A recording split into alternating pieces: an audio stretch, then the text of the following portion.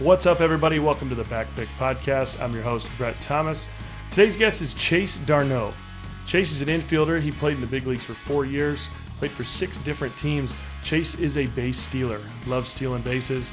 We wanted to get a little bit of his insight as catchers, learning what guys are trying to do. Also kind of give us a little well-rounded approach. He's got some young kids playing. Obviously, we always seem to dive into some youth stuff. Hope you guys enjoy it.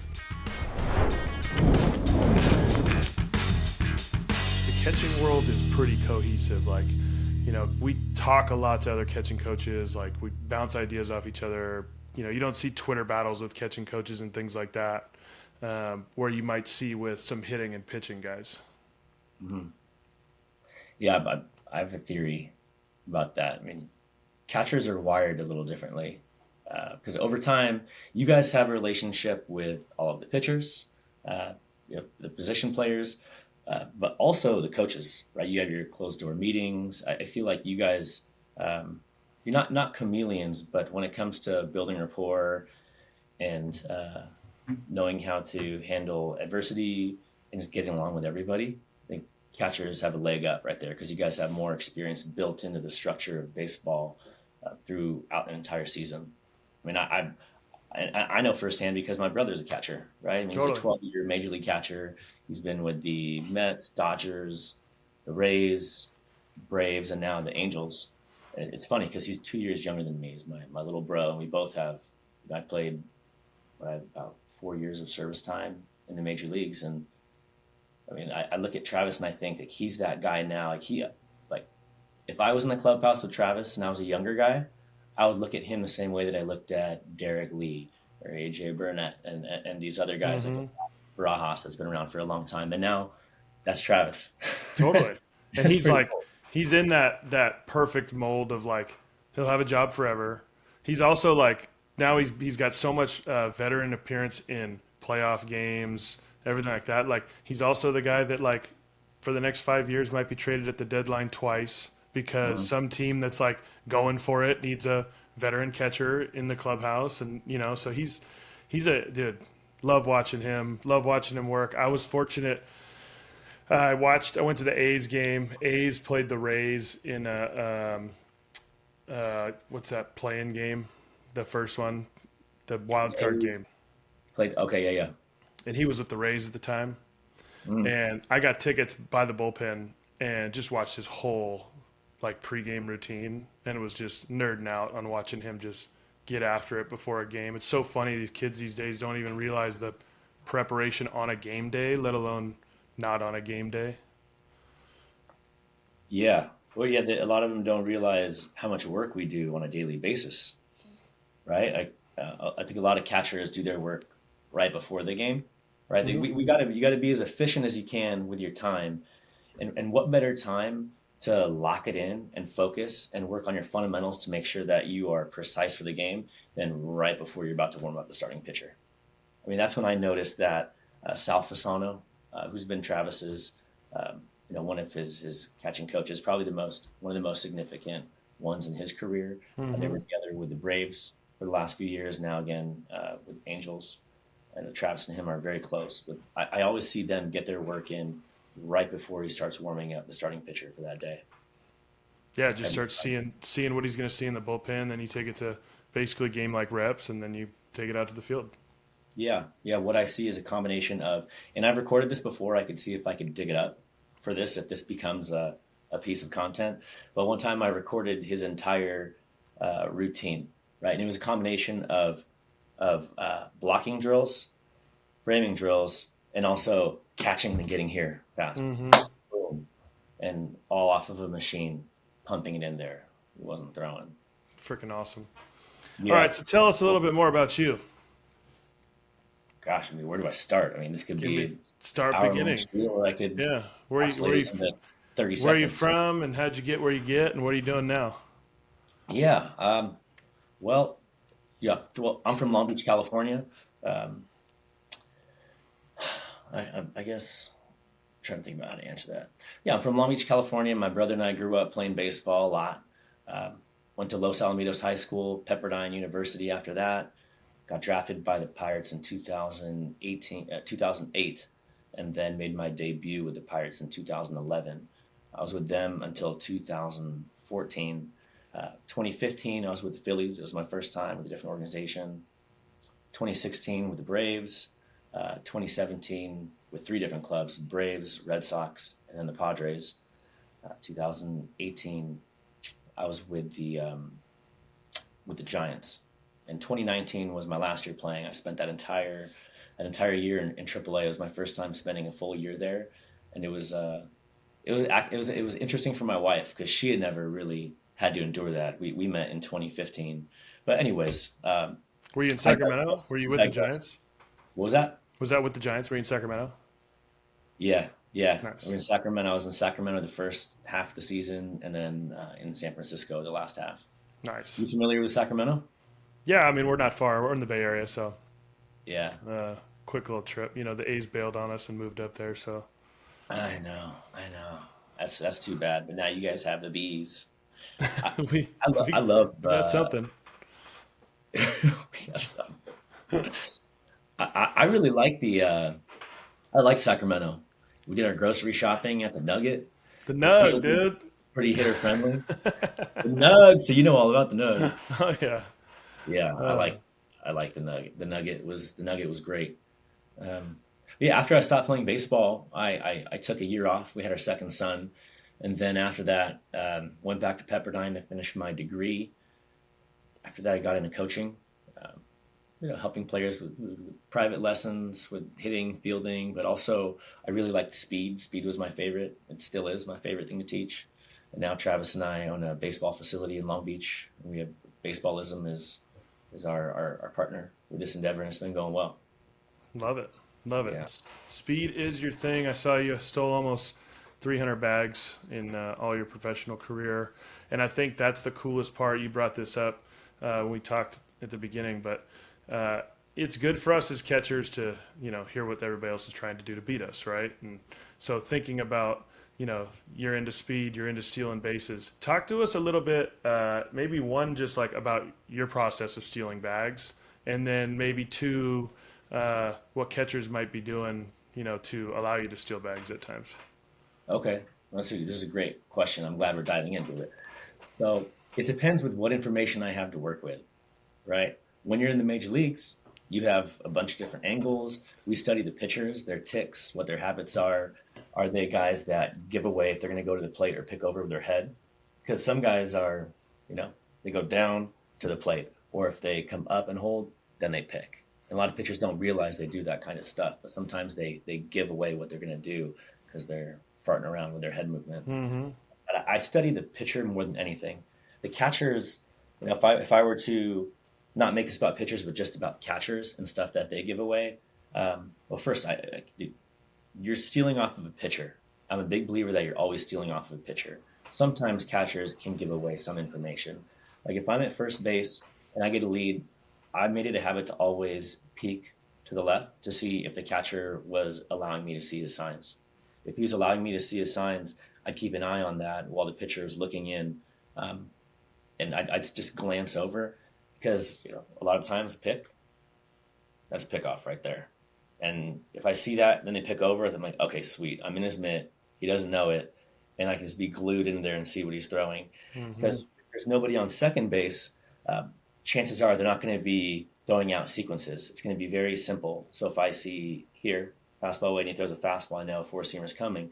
So the next time I see multiple fingers down and the pitcher starts to come set, and I know an off-speed pitch is going, in my head, I know that if this guy's quick, like a 1-2, I could probably get him still because the ball's going to come in just a little slower. So if it's a Mm-hmm. frick guy, like for me as a base runner, I know that if a pitcher was a 1-2-5, for the most part, I felt confident that I'd be able to get there, even if a catcher was a 1-8 to second base.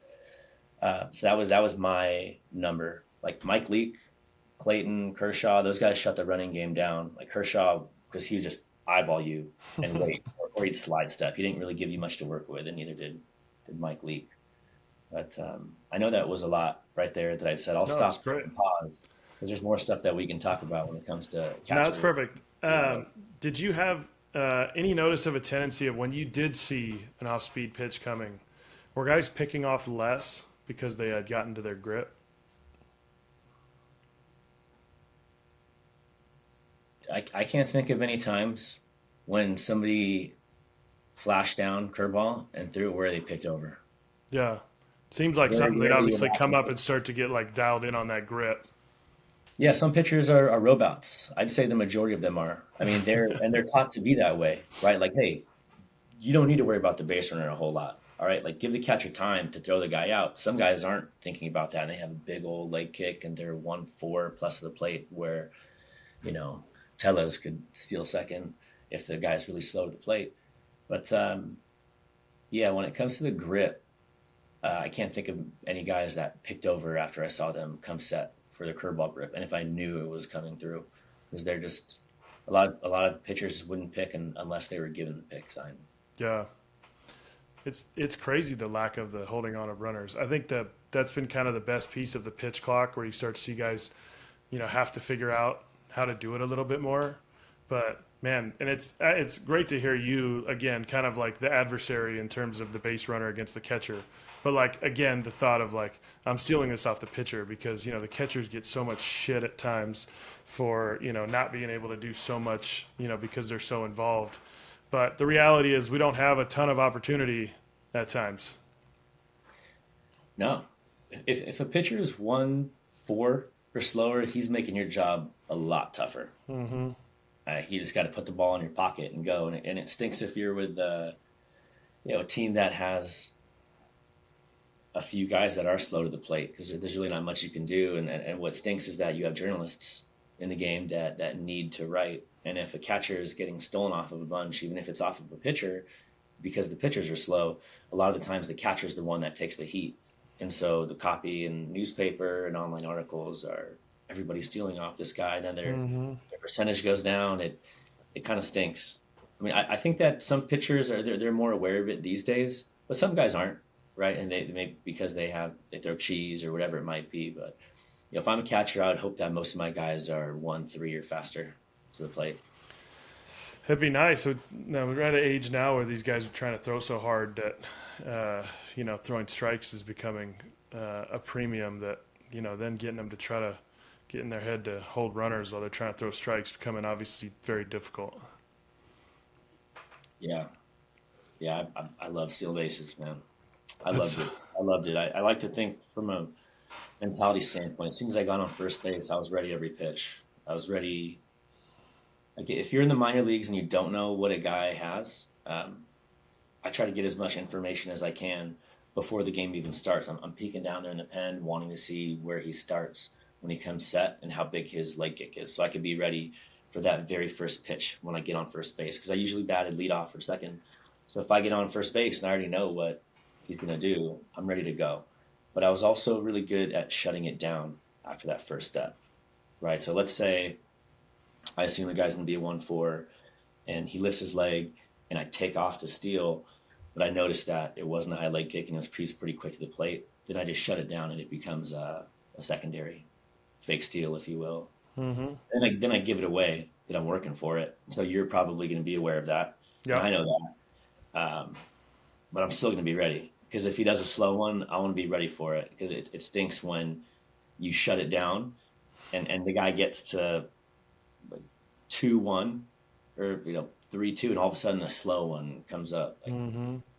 so I just always want to be ready for it. So how do you, in terms of picking pitches? Obviously, if we know an off speed's coming, that's a good time. How are you picking pitches in terms of how that coordinates with the hitter, right? I mean, is there a certain like, are you leading off and telling the guy behind you like, hey, you know, give me a pitch, give me two pitches, what do you need? How do you communicate and do that? It depends on the guy. It depends on the guy, and also the team, right? When I was coming up through the minors, Josh Harrison and I, Jay Hay, you know Jay Hay? Yep, I know him. Yeah. Yeah, he and I were roomies coming up through the minors, and we also got to play together with the Pirates. Um, and so he and I worked it out, like whether he was leading off or I was leading off, if either of us had a bag, we were fine just letting the other one take it, even if it was like 0-1 sometimes.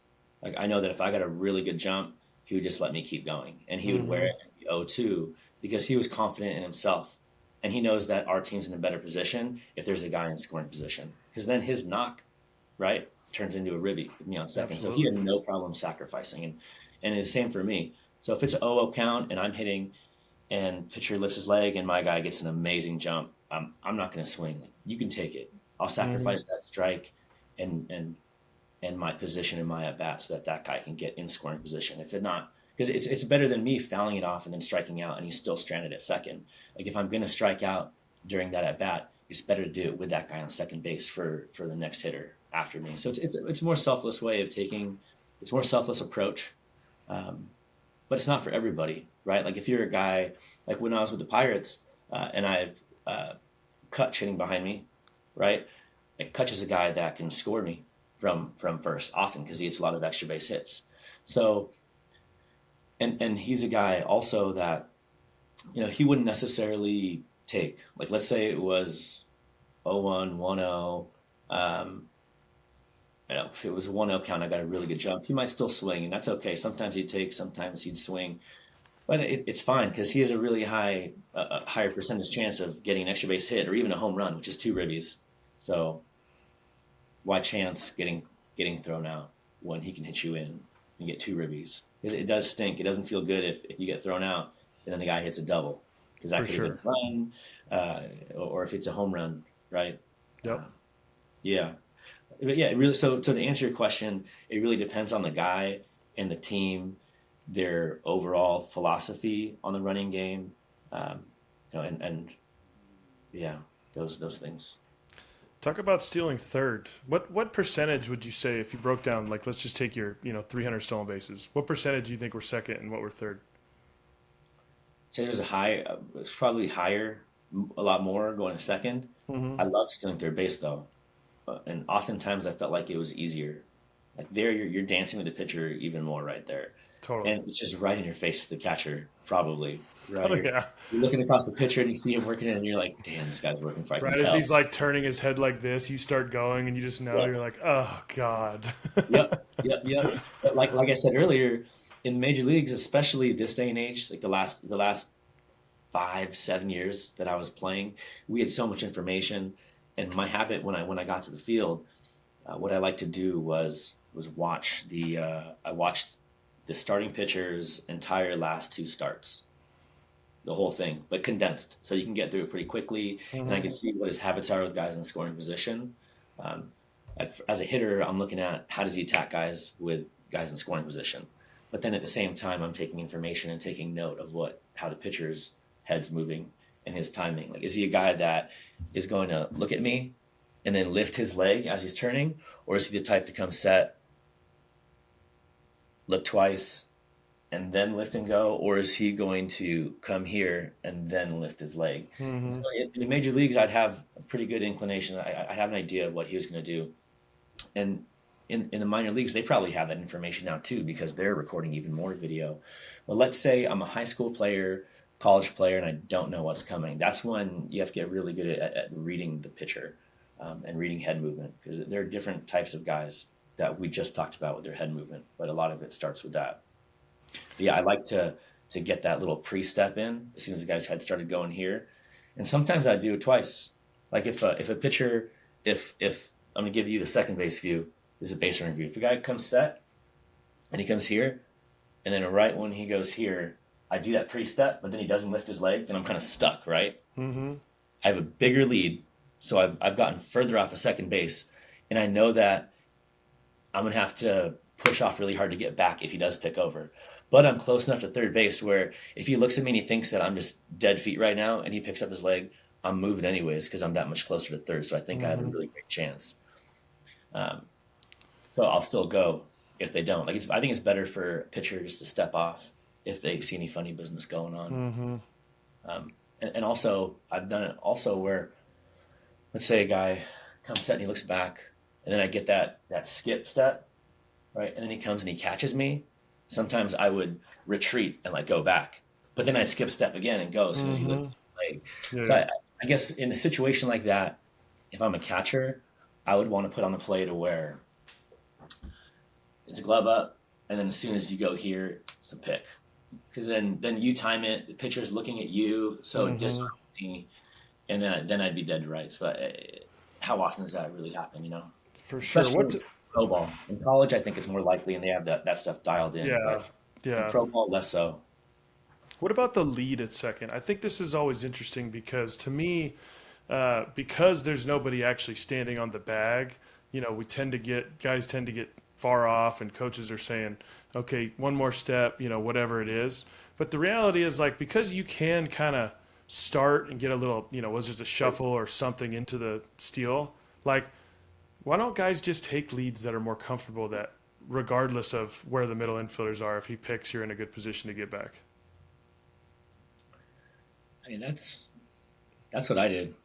Right? I I, mean, like I can easily get almost like they're like you're on first. I can get back, but you know, the reality is I don't have to now be like, oh, one off, back one. He's right behind you. It's like, no, dude, you're just comfortable. Like, get back if he picks, but then you are in that position to get that jump start and go.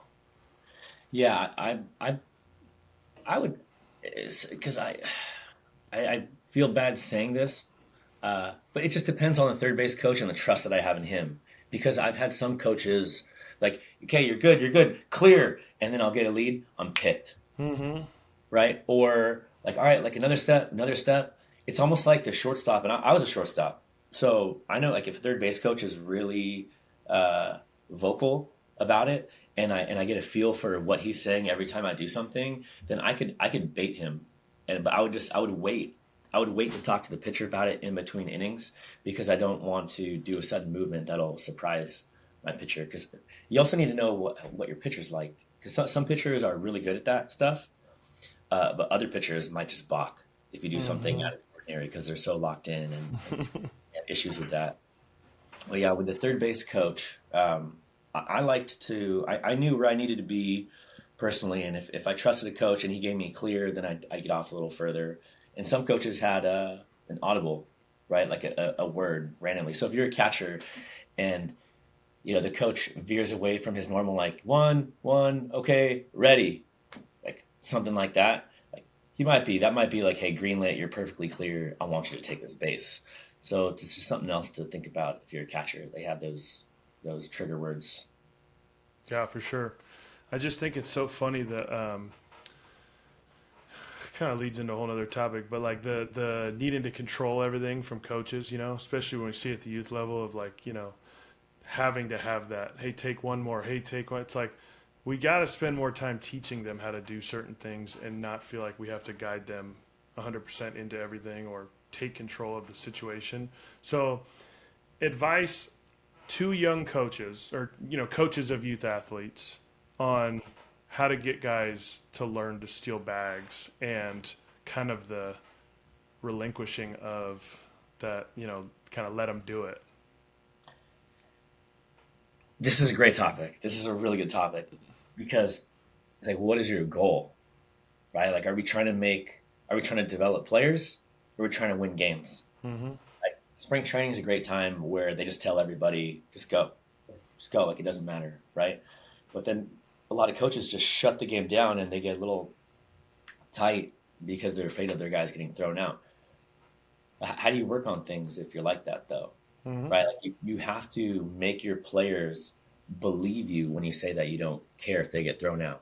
Like if they get thrown out and all it takes is that negative body language from third base, like like you look away, like that affects a player a lot.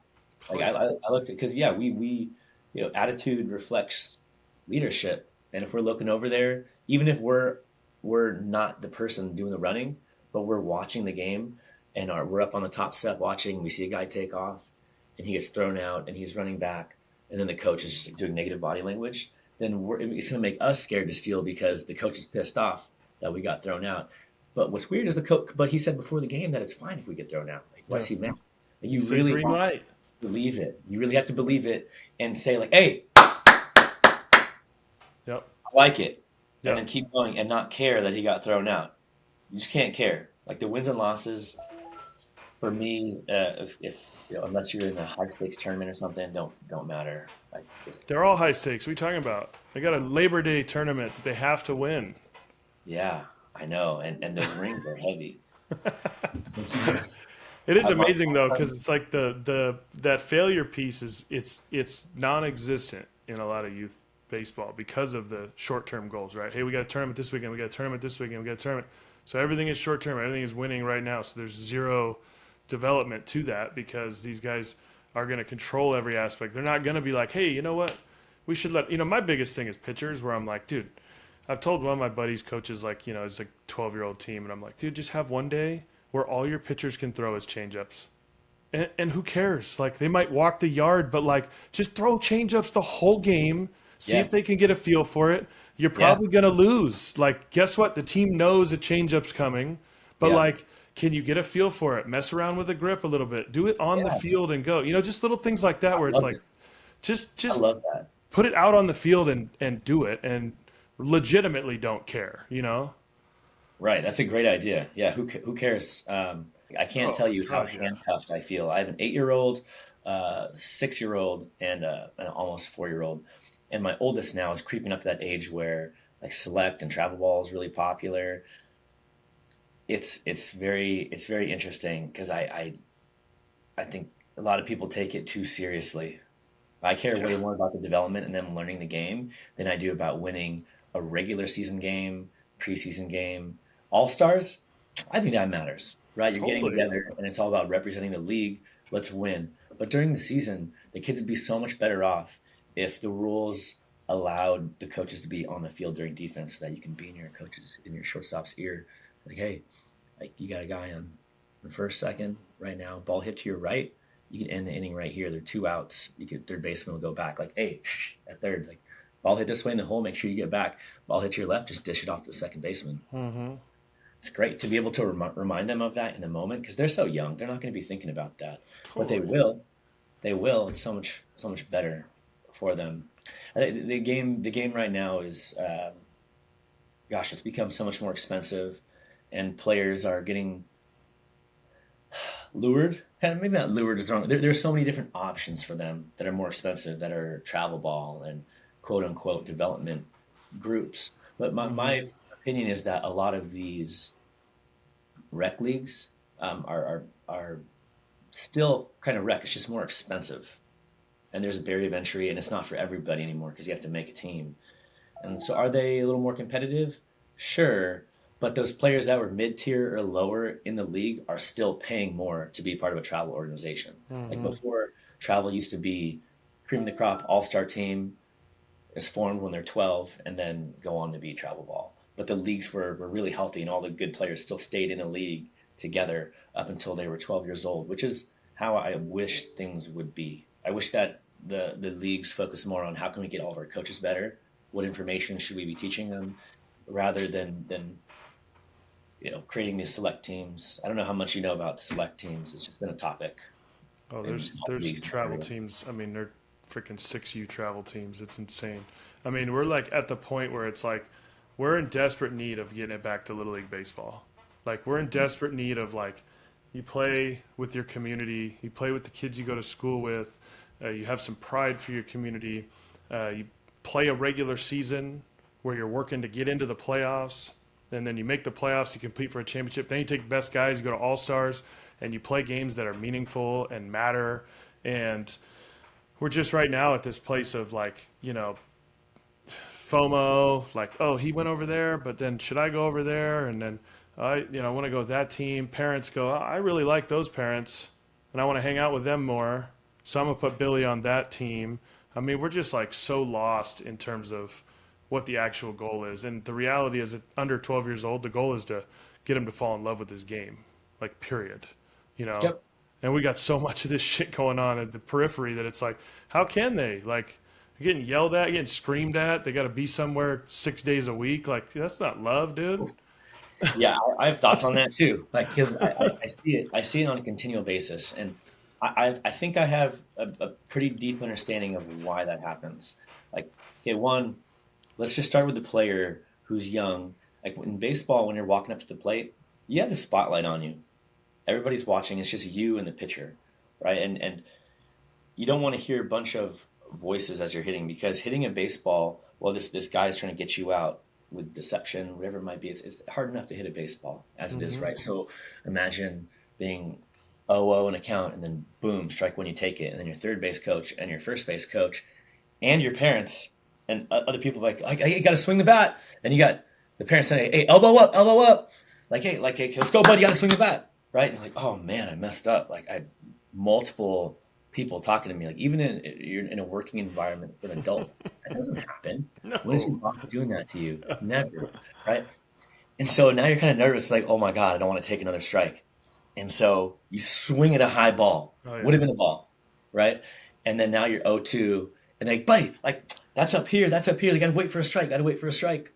Just the energy Oh is yeah. very nervous, And and like I you're tell putting I tell all yeah, the little league coaches, I'm like, hey, I'm gonna let you guys in on a secret.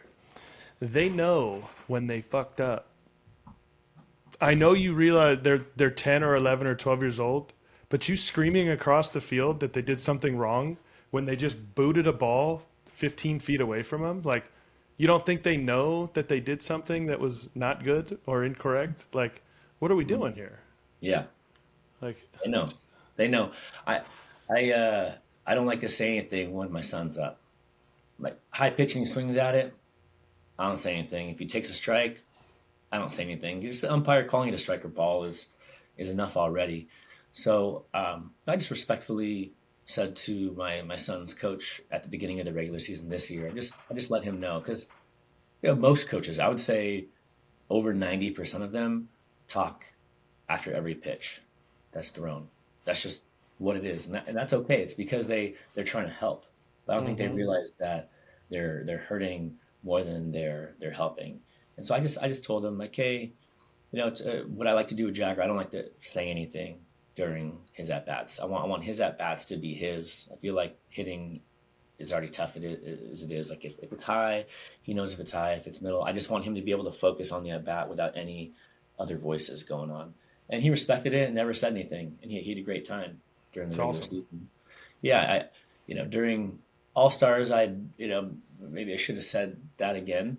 I wasn't the coach Yeah. for All Stars. Like during All Stars, I took a step back and I wasn't on the field. I helped during practices, but I wasn't there in the dugout to give Jagger his cues. Like my son's name Jagger, I wasn't giving him his cues and all that stuff. But back to the other just the topic in general about the pressure of the game and select and travel ball and how it affects a league, right? Like the case so with select and travel ball, you're taking these players that are all-star caliber guys, but then year round you're putting them together, and so you have this guy on the select team, or that's the select or travel ball team that's now in left field or right field, who during the regular season, had they all stuck together in a league, he'd probably be playing shortstop or second base and pitching a lot more, right? Like they're losing their chances to play those premium positions, and also they're losing chances to build the confidence of like being one of the best players on the team because they Mm-hmm. went from being one of the best players on their team to being like bottom of the totem pole or 10th on the list, right? And you have a third baseman that could eventually end up being better than this guy next to him who's playing shortstop every day, but he's not getting the same kind of reps. It's I don't think people are thinking about that. They're not thinking about that. Like the leagues work. They just need to have better coaching and more information for coaches. And so we have some great programs with our facility for that, like to support leagues and we have coaches clinics and we have team programs where they can come in and get work in 2 hours at a time and see how we run a practice and use space and time, our terminology, all that kinds of stuff. Because there's a lot of misinformation out there. You hear a lot of parents, elbow up, stay back, those two things alone can get misinterpreted in a Hell very yeah. bad way. Hell yeah. Yeah, we did a coach training this year, and I did my first hour segment was just on being a coach, and like took snippets of the podcast of guys talking about, the mental side of it, and, what kids are actually feeling, and, what you're doing to them and things like that. And it's like, that's the stuff at that age. Again, number one goal for a little league coach, that every single kid on your team sign up to play again next year. That's literally like, can you make it an experience that they freaking love doing it and want to come back and do it again? So do they need? Would it be better if they had a little more actual baseball knowledge? Yes, but the reality is, I just need them to be an actual coach. And the reality of the baseball knowledge, like you can learn with the kids. Like who cares? Create an environment that they want to keep coming to. Hmm. That's huge. Yeah, we we like what they call it REI, yeah, like relationship, environment, um, and intention. Have you heard that before? No, I haven't. And one of their things was like one, establishing that relationship Hmm. first, right, with the player, build some trust. Don't meet him and then start changing his game before you even really get to know the player and build rapport. And then the next thing that's really important is the environment. Right? Is it a safe environment for them to fail, or do Yep. they need to walk on eggshells and be afraid to mess up? You got to make sure that they're wired to know that it's okay to fail, and to view failure as a way to know what we need to work on. And it's okay, just laugh at yourself, like, "Ooh, mess that up." Like, just Hmm. that's why I actually like video games for kids. I don't think they should just sit in front of them and play them all day and not do any physical activity. But I like the concept. I like that if they lose and it's game over, they try again and they keep Hmm. going. I like that. Okay, I'm just gonna try again. I'll get it, and they make adjustments. It's great for dexterity. It's good for decisiveness, quick decision making. I mean, do you know how many baseball players play Call of Duty, Oh yeah. major league level? Like my brother's one of them. He's proud to say that kid plays like every day. He Neto, when I was with the Red Sox, Pedroia led the whole team. We'd have 10 guys in there. We'd have Mookie, Benintendi, Bogarts, Sale, but in Pedroia, like whenever one guy got booted, like like Mookie got booted, we got to go, and we'd all get out and then join a new game. But Call of Duty was the game, and there are articles or studies that show that it does lead to quicker decision making, and that's what hitting is, right? Like, think about how much time you have to decide if something's a ball or a strike and react to it. I think about that sometimes when I'm playing, where I'm like, I'll like do something, and then all of a sudden I'll like think to myself, I'm like, I just did like 9 things with my fingers, and I didn't think about one of them, right? Mm, Like I didn't think for a second, like, oh, go up, down, left, right, blah, blah, blah, right? I mean, it was just like, oh, there. And like mm, that is the type of stuff that we need to start to, feel and react in this game of just like, yeah, like just saw the pitch out there, whack, not like, what's he throwing? How am I going to swing at this? Get your hands back, adding all these just internal thoughts. yeah, that can be hard to do because, yeah, like so certain people are wired differently. Like there are some adults that are overthinkers. Like I was a guy that I really needed to still my mind when I was at the plate because I could think about something mechanical too much, and so it takes a while to be able to truly compartmentalize mechanical thought when you're in the box if you're working on something. But little kids, but you have to because if you're thinking about anything mechanical while you're up there, um, Toast. it slows down your reaction time. Like I like to Hmm. explain it like if this is you have point A and point B, right? And the shortest distance between the two is a straight line.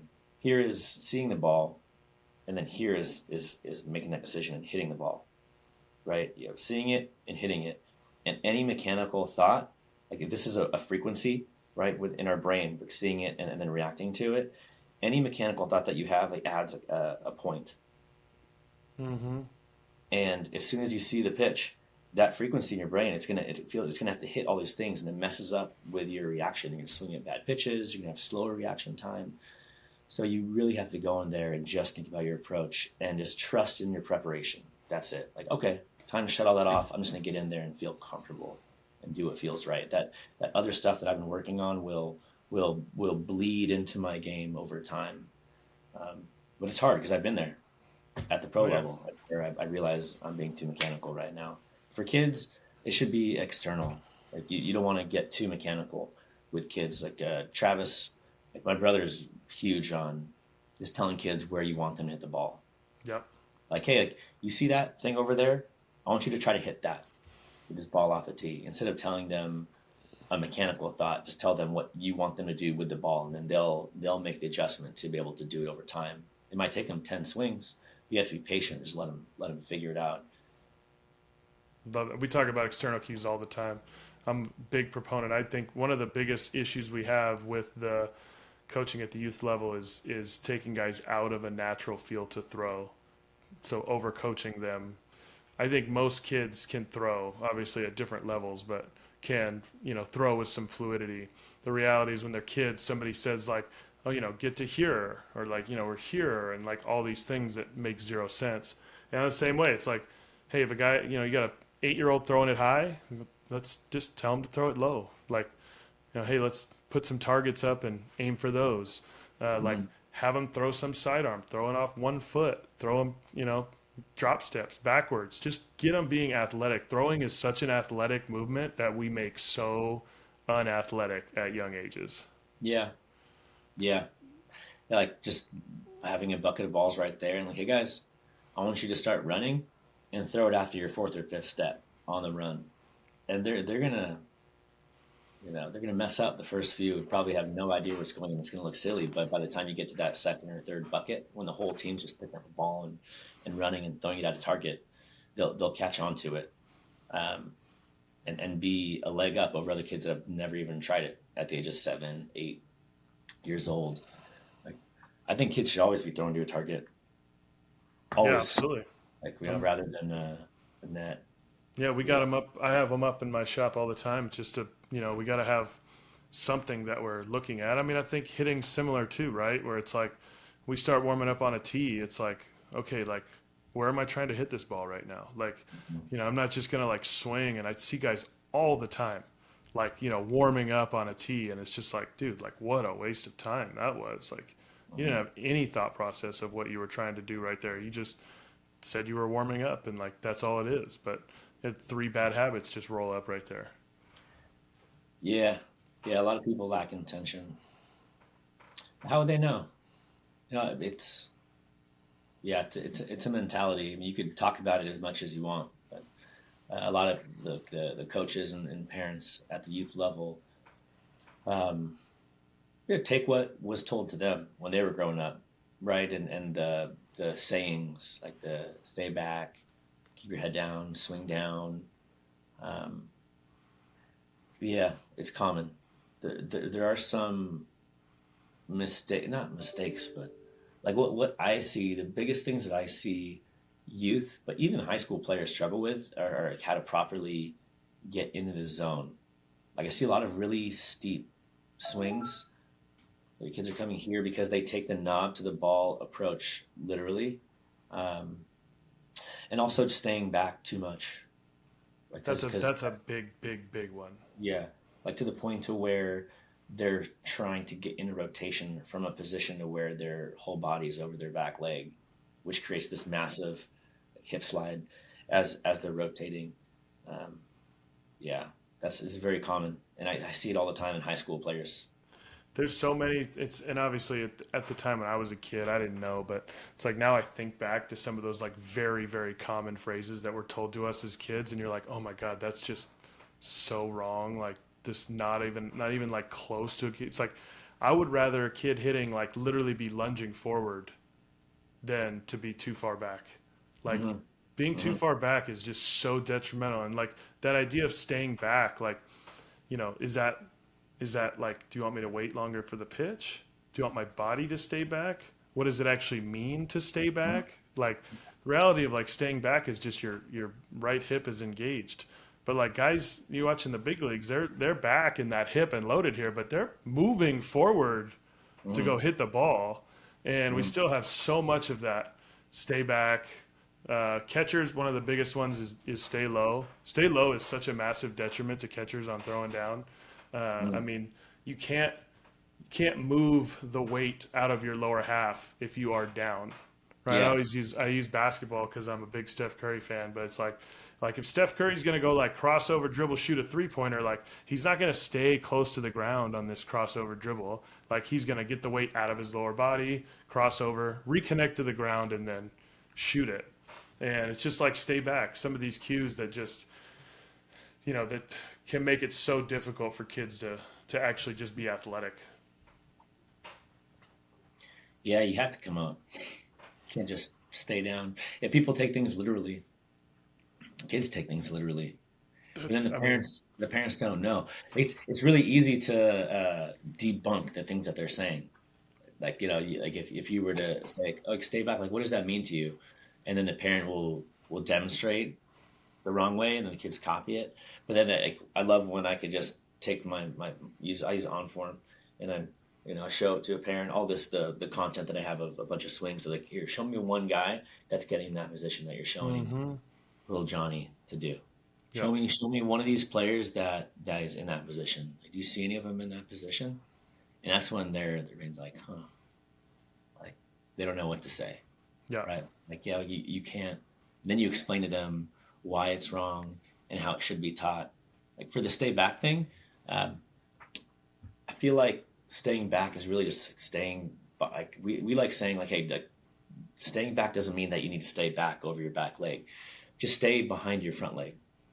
Like go out there and get it. Like if I had a group of 6 year olds, 7 year olds, and in league play, right, park league play where everybody makes a team, the disparity in talent's pretty big, Mm-hmm. right? You have some players that really need to catch up. But what I think helps them the most is when you tell them just go get it, be aggressive, Mm-hmm. like come forward, step, and we'll see how hard you can hit the ball, and that gets them out of that habit of just staying back because they don't know how to do that, and it also firms up their front side when they land because they have momentum coming forward, and they're really hitting the crap out of the ball too. Like I've been considering taking on the challenge of having a team at my son's league for next season and just seeing how well I can develop these players. It's a big commitment. It's a big Oh, commitment. the players, you'll love the players, and you'll have a massive impact on the players. It's the parents that you're going to need to start juggling. Yeah. And then you know what's funny? Here's the thing. And honestly, I want to let's 12 months from now, let's do this again and talk about your experience with that because you're a big leaguer. You played in the fucking big leagues, okay? And the F bomb was needed there just to make sure everybody understands how massive of a deal that is, right? And I promise you, you'll still have parents that think you don't know what you're doing. You'll still Mm. have parents that think what you say to their kid is wrong and whatever. And that is literally the biggest take on where youth sports is at right now.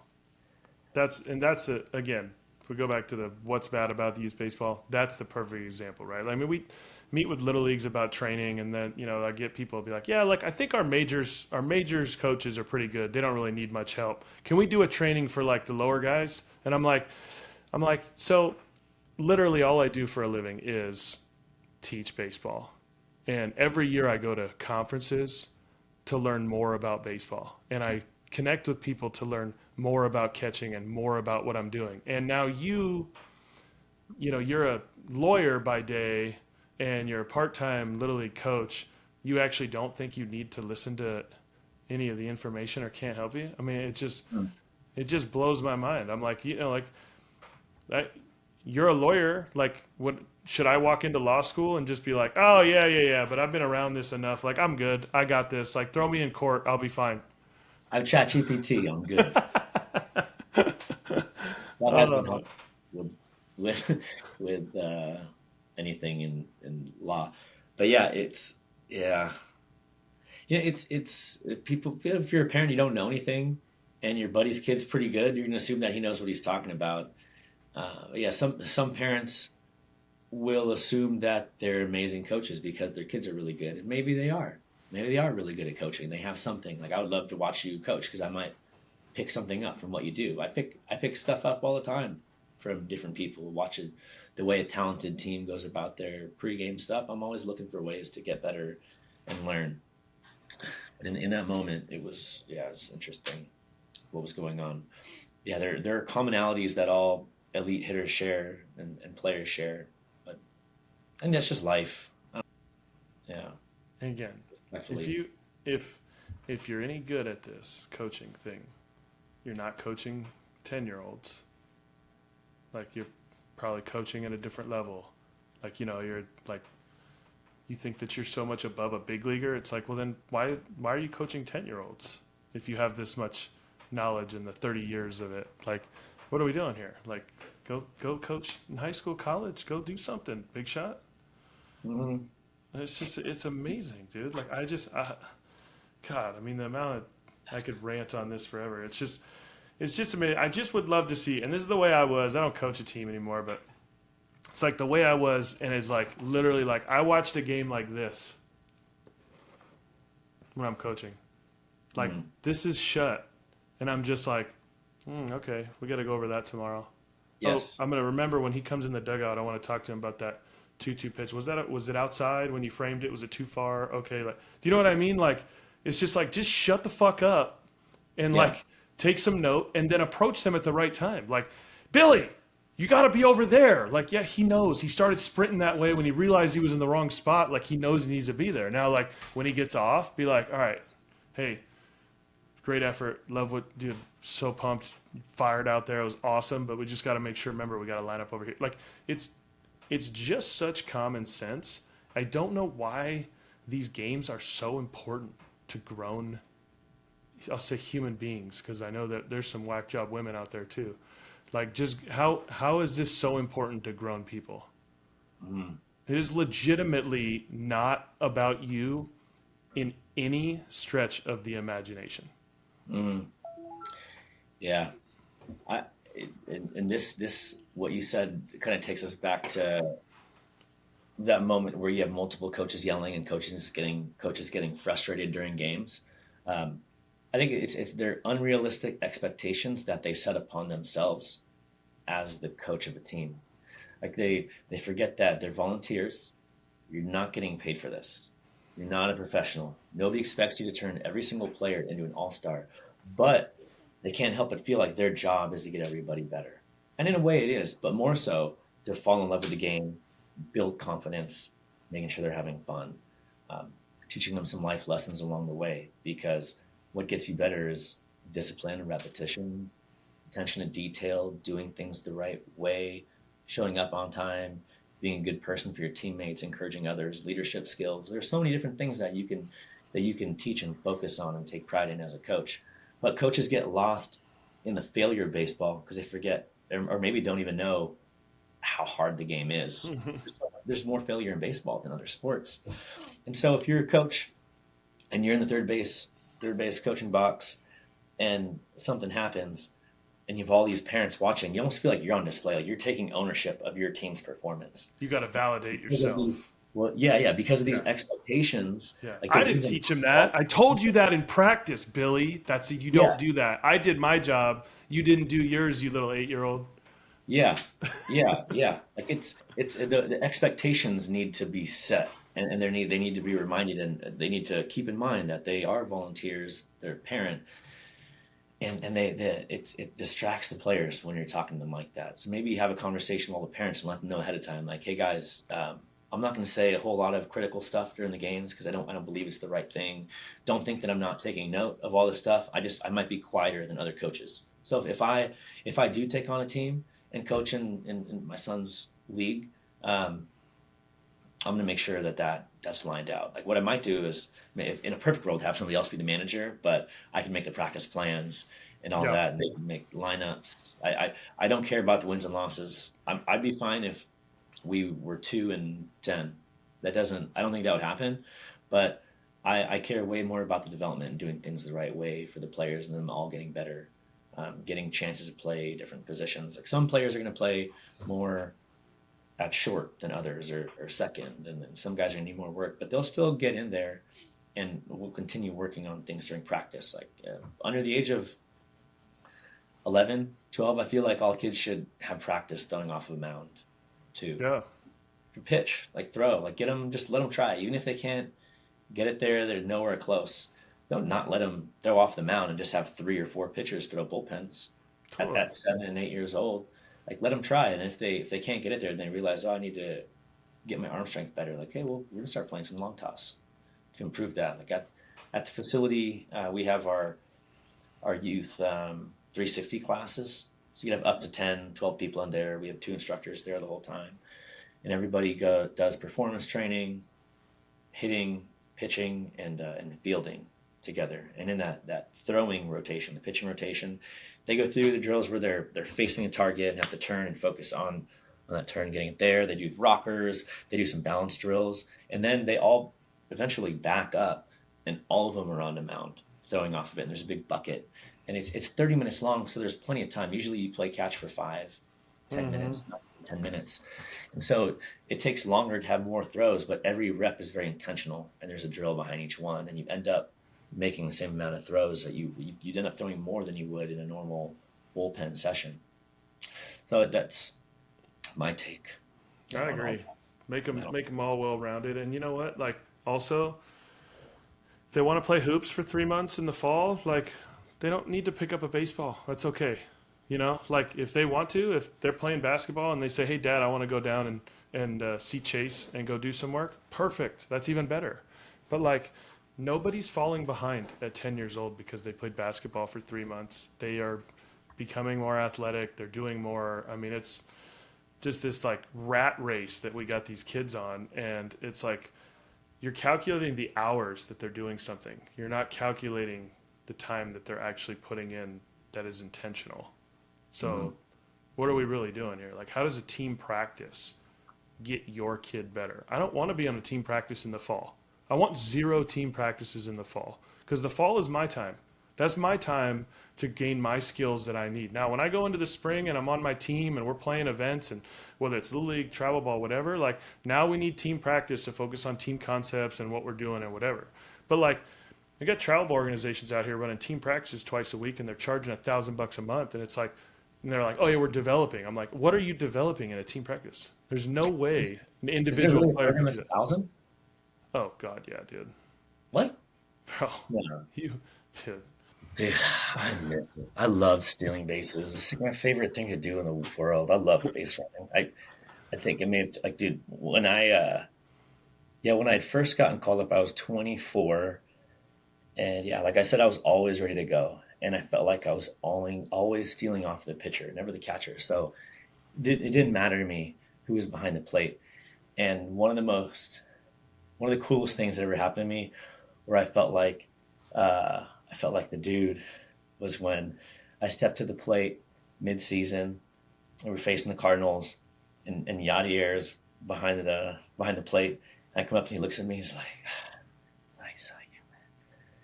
like, "Yeah, we need to keep you off the base. We need to keep you off bases today."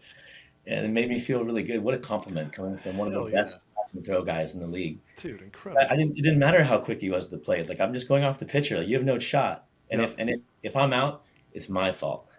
I misjudged the pitcher, misread the situation. But I don't know if he ever threw me out. But we played them a lot because we were in the same division. Mm-hmm. Yeah. Yeah. No, it's awesome. I love that perspective. Everything's been great today, dude. I appreciate you coming on. Our last segment here it's called Baseball Bites. It's presented by Okay. Black Bear Diner. Baseball and food go together. So I want to know, along your baseball journey, give me one place to eat that sticks out to you.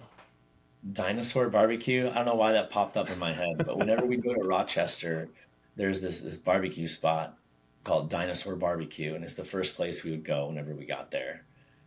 This is in the International League. Yeah, it's a staple over there. Another spot that I really liked, and there are a ton of them everywhere, even in California now, is Cracker Barrel. The Country Boy Breakfast. They was got Cracker Barrels in California now? Yeah, there's one in Camarillo I found out during All Stars. Oh, wow. Well, thank you, Yeah. man. I appreciate you coming on, dude. That was awesome. And let's keep doing this. Sounds good. Anytime, man. This is fun. I love it. Awesome. Good time. Sounds Appreciate you good. having me. If you enjoyed that, be sure to like and subscribe.